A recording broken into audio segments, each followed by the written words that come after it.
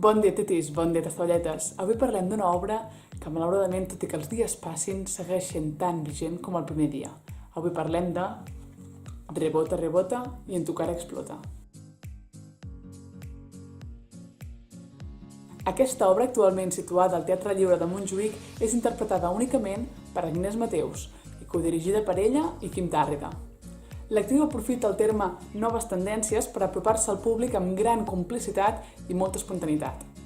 Així doncs, damunt de l'escenari veurem diferents escenes amb diferents tipus de modalitat. Veurem escenes que ens faran riure, escenes que ens posaran els pèls de gallina, que ens faran venir ganes de plorar o que ens bulliran la sang. L'obra comença amb un humor una mica amarg, fent un repàs per acudits tan divertits com el de «Què són dues neurones al dins del cap d'una dona?» Ocupes. Després passa a explicar la veritat darrere els contes ensucrats de Disney. Per exemple, la Bella Dorment realment va ser violada per un rei ja casat mentre ella estava en coma. I després també passen per les típiques bromes fàcils, a vegades una mica massa allargades, que tot i que facin el típic hi-hi ha-ha, realment al darrere estan amagant una crítica molt punyent de la societat actual. Perquè cada setmana a Espanya mor una dona per violència de gènere. Perquè nosaltres fem el nostre minut de silenci i ens quedem tan tranquils, mirem el mòbil i ja està. Perquè no en parlem, no ens queixem per no ser unes pesades, unes victimistes.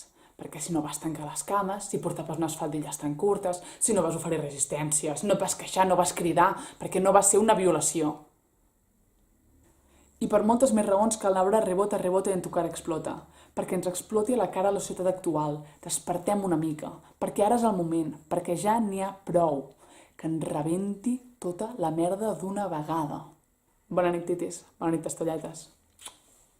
Mentre us plantegeu quin d'aquests requadres clicar per subscriure-us o mirar més vídeos, vull comentar un tema molt ràpid, i és que al llarg de l'obra l'Agnès Mateus anava dient temes que si no la crèiem o volíem més informació que ho busquéssim a Google, que era cert. Llavors, Agnès, sisplau, em pots enviar una llista de tots els temes que vas comentar? És que vaig sortir al teatre una mica així trasbalsada i no me'ls vaig apuntar enlloc. Merci.